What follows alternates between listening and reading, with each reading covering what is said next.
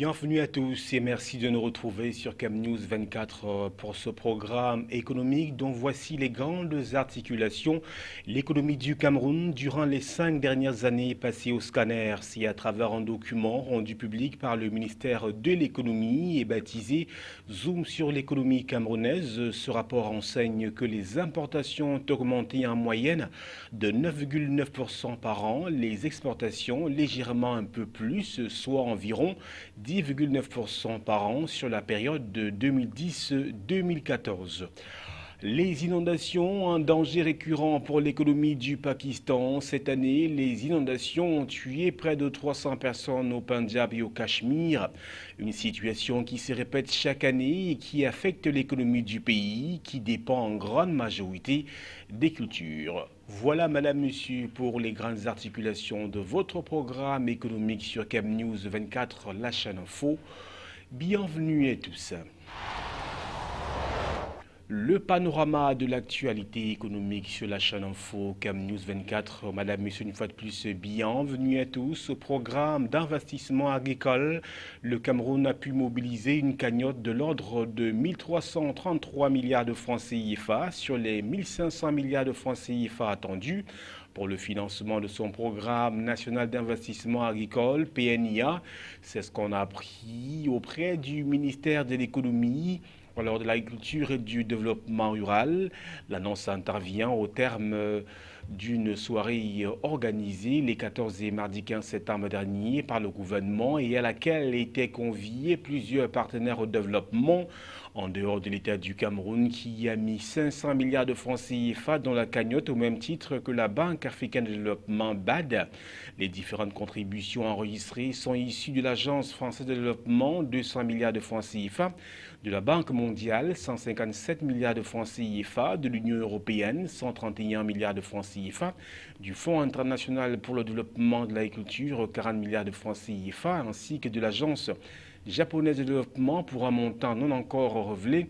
À travers le PNIA, le Cameroun qui doit mobiliser au total 3 551 milliards de francs CFA pour la période 2014-2020, ambitionne la mise en œuvre des priorités nationales en matière de développement d'une agriculture de seconde génération, alliant le développement des bassins de production à la transformation.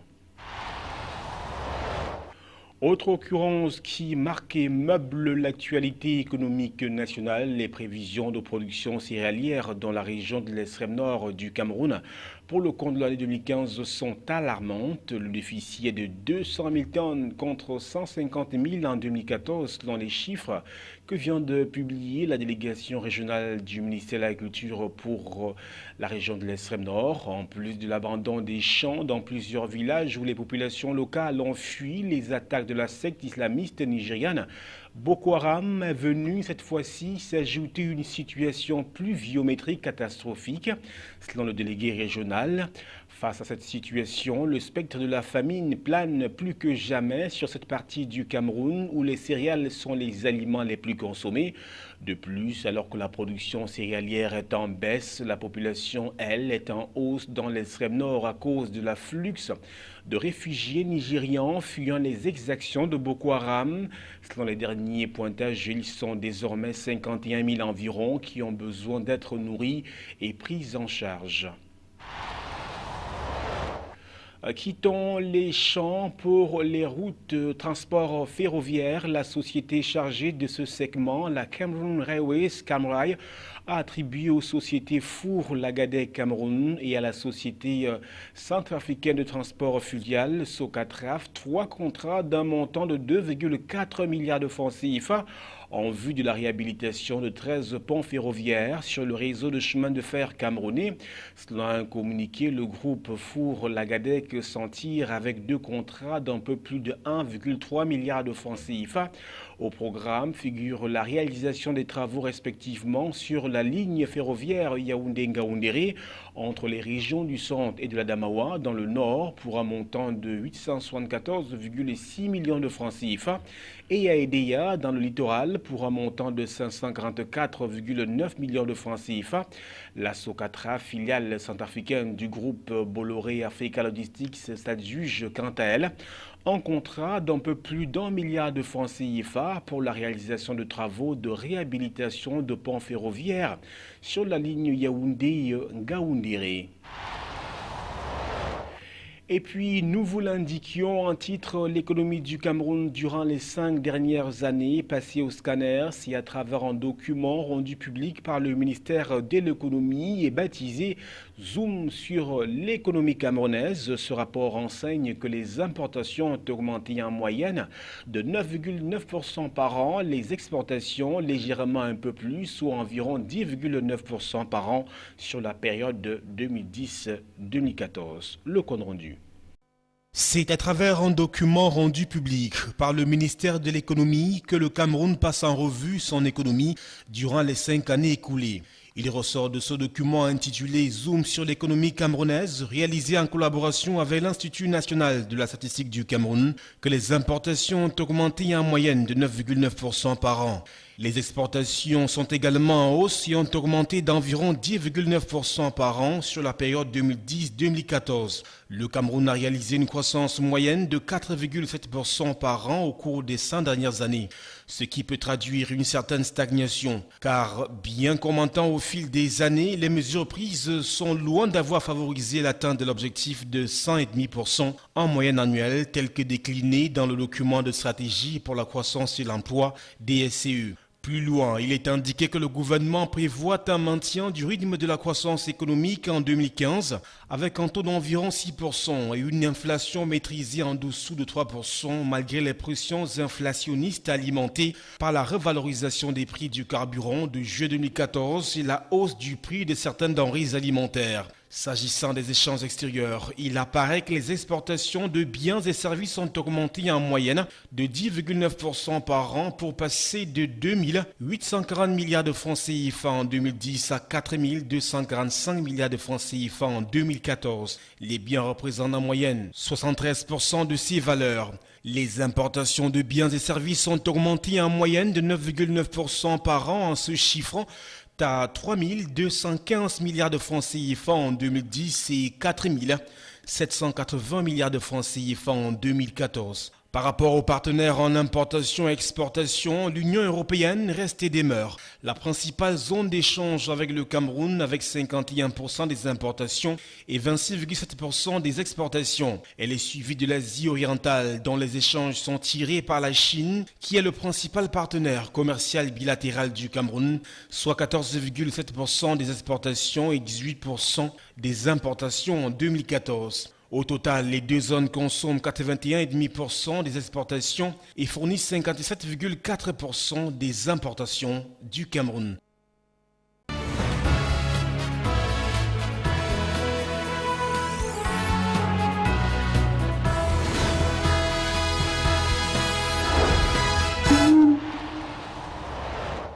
Au-delà des frontières camerounaises, bien évidemment, les inondations, un danger récurrent pour l'économie du Pakistan. Cette année, les inondations ont tué près de 300 personnes au Pendjab et au Cachemire. Une situation qui se répète chaque année et qui affecte l'économie du pays, qui dépend en grande majorité des cultures. Des terres inondées à perte de vue. Le Pakistan a, cette année encore, connu une mousson meurtrière. Près de 300 morts et 2 millions de déplacés. Au Pendjab, le grenier à blé du pays, 50 000 maisons ont été détruites. Les champs de coton, eux, sont couverts de boue. La récolte est fichue. Je fais pousser du coton sur mon hectare et demi de terrain, mais tout a été détruit par les inondations. Qu'est-ce que je peux faire? J'ai de jeunes enfants et toutes mes pousses de coton sont détruites. Les inondations étaient énormes. Moi, je suis un paysan, je ne sais pas ce que je vais devenir. On évalue à au moins 500 millions de dollars les pertes du secteur agricole cette année. Une catastrophe économique qui a poussé le gouvernement à faire un geste. Nous avons établi un plan pour officiellement compenser les gens, car le gouvernement s'est engagé à payer une somme à tous ceux dont les pertes sont supérieures à 40%. Ces récoltes dévastées portent un sérieux coup à d'autres secteurs de l'économie du Pakistan. Les usines de transformation de coton vont avoir beaucoup moins de travail cette année et donc moins de rentrées financières.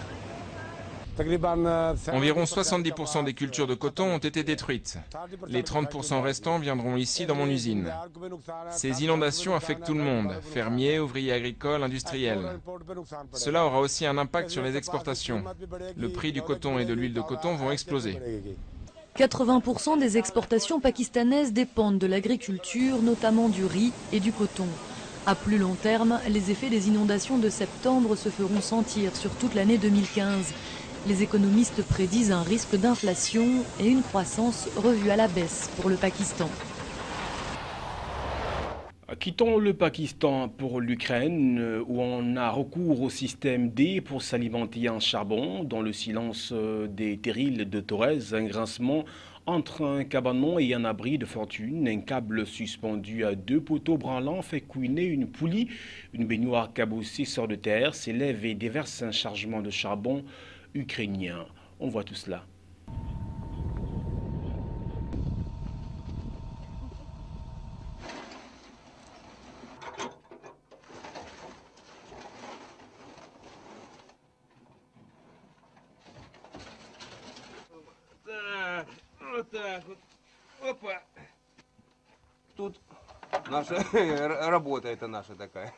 Voilà, c'est là qu'on travaille. Nous prenons des mesures de précaution et nous continuons à travailler.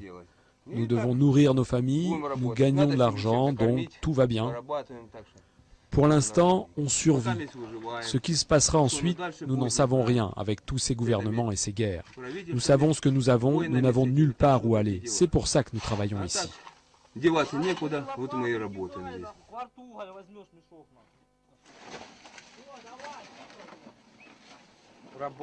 Au début, avec la guerre ici, nous n'avions pas de travail. Bien sûr, nous n'avions ni électricité, ni eau, et il n'y avait personne. Bien sûr, c'était pire avec la guerre, bien pire. Qui aime la guerre? Si Donetsk devient un État indépendant, je pense que le prix du charbon va monter, et ce sera la principale source de revenus de notre pays. Les choses vont s'améliorer et être bien plus faciles. Ils vont se débarrasser de ces mines illégales.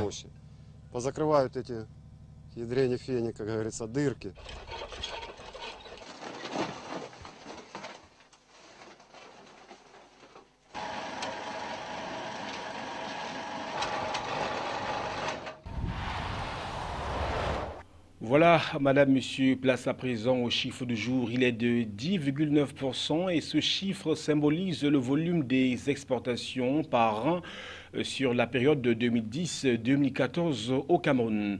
Le rappel de l'épine dorsale de votre programme économique avant de le clore, l'économie du Cameroun durant les 5 dernières années, passée au scanner, si à travers un document rendu public par le ministère de l'économie et baptisé Zoom sur l'économie camerounaise. Ce rapport enseigne que les importations ont augmenté en moyenne de 9,9% par an, les exportations légèrement un peu plus, soit environ 10,9% par an sur la période de 2010-2014. À l'étranger, les inondations, un danger récurrent pour l'économie du Pakistan. Cette année, elles ont tué près de 300 personnes au Pendjab et au Cachemire, une situation qui se répète chaque année et qui affecte l'économie du pays, qui dépend en grande majorité des cultures. Merci à toutes les équipes, surtout aux équipes techniques réunies autour de Yves Ansel Mutadufo et Gustave Canada. Nos programmes se poursuivent sur la chaîne Info.